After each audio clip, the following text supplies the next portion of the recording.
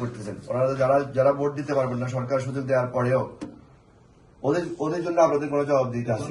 আমি অফিসারের নাম্বার দিই, আপনার সাথে একটু কথা বলেন। আপনি জানেন নাকি এই সম্পর্কে কিছু?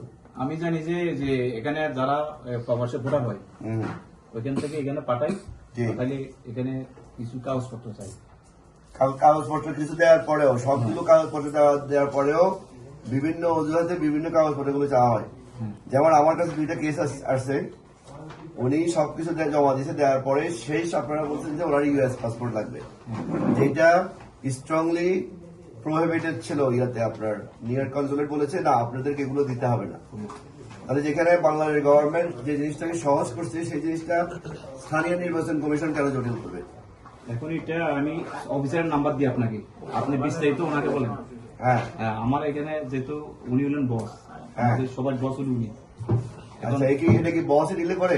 হ্যাঁ, উনি সব রিলে করে। উনি ডিলে করে? রিকোয়ারমেন্টটা কি ওনার কাছ থেকে হয়? সব ওনার কাছ থেকে। হ্যাঁ, আমরা পাইলে আমরা বুঝাই ওনাকে দিদি। ওনার বাড়ি কোথায়? ওনার বাড়ি টেকনা। আজকে কি উনি অফিস করেন না কেন আজকে? এখন উনি তো আসতে বলছে, শুনতেছে, আপনার কথা বলুন না।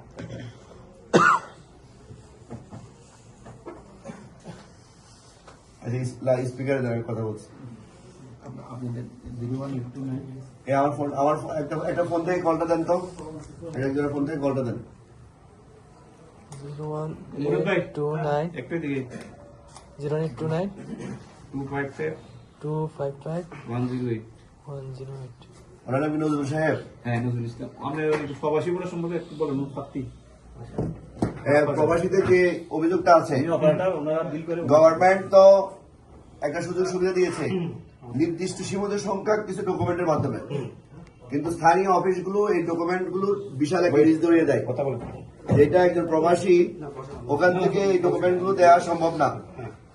তারপরেও ওরা অনেক কষ্ট করে সবগুলো ডকুমেন্ট দেওয়ার পরেও বিভিন্নভাবে লেজুল লাগিয়ে দেন। এটা কতটুকু যুক্তিসঙ্গত এবং এটা কি হয়রানি কিনা এটা আমি জানতে চাচ্ছিলাম।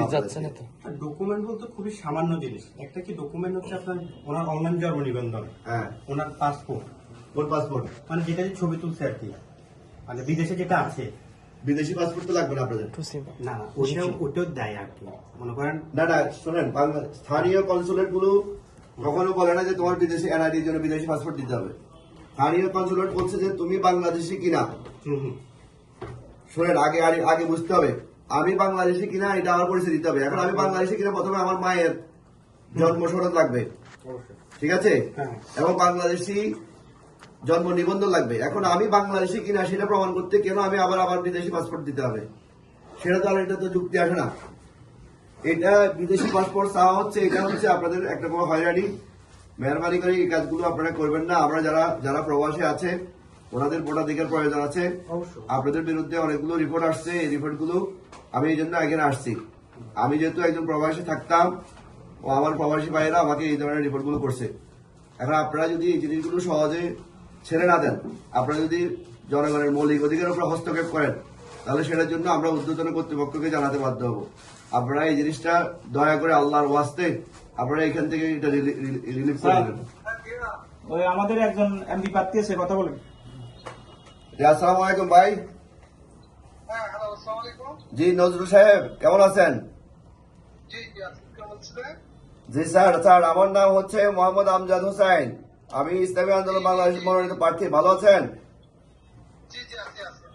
আমি আপনাদের অফিসে এসেছি কারণ আপনাদের, বিশেষ করে আমরা যারা সন্দ্বীপে প্রবাসী আছি, ওনাদের ভোটাধিকারের সরকার যে সুযোগটা দেওয়া হয়েছে, ওই সুযোগটা ভেরিফিকেশনে আপনাদের এখানে ডিলে হওয়ার কারণে আমাদের অনেক ভাই, প্রবাসী ভাই ভোটাধিকার পায়নি বা ভোটার রেজিস্ট্রেশন করতে পারেনি।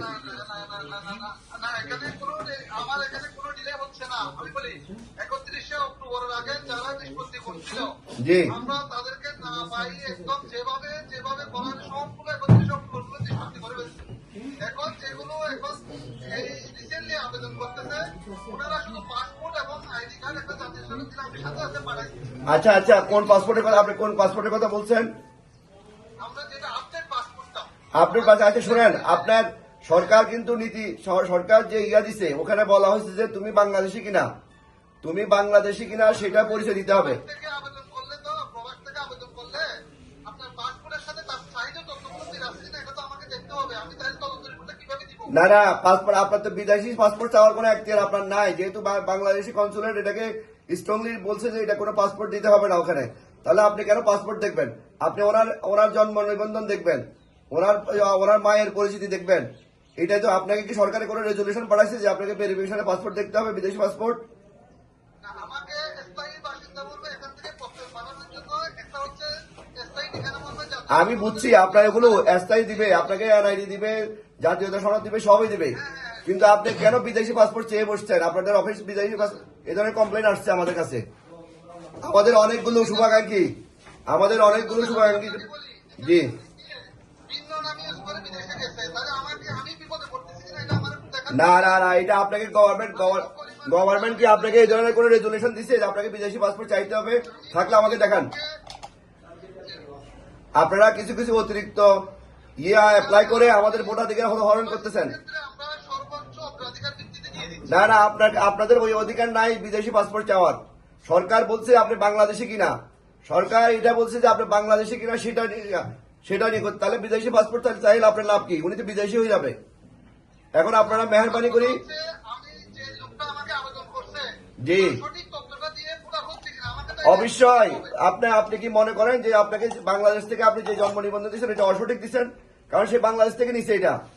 তাহলে তো আপনি আমি আপনাকে একটা কথা বলি, আপনি তাহলে এ ব্যাপারে আমি তো জেলা অফিসে ছিলাম, এখন কার্ডে আসতেছি, আমি আপনাকে বসলে আমি আপনাকে বিষয়টা আরেকটু ক্লিয়ার করে বুঝাইতে পারবো। আমি আপনার বিষয়টা বুঝছি। সরকার যদি আপনাকে বলে, সরকার যদি রিকোয়ারমেন্ট দেয় যে লোক যদি সে বিদেশি পাসপোর্টধারী হয় তার পাসপোর্টের কপি রাখবে, তখন আপনি ওই জিনিসটাতে আপনি অ্যাপ্লাই করতে পারেন। সরকারের নির্দেশনা আপনি কেন আপনি নিজে নিজে আইন তৈরি করবেন? আপনাকে সরকার ওই ধরনের আইন তৈরি করার সুযোগ দিচ্ছে কিনা? আমি তো আইন তৈরি করার কেউ না। তাহলে আপনি ওই পাসপোর্ট চাইতে পারেন না, তাহলে আপনি ওই পাসপোর্ট চাইতে পারেন না।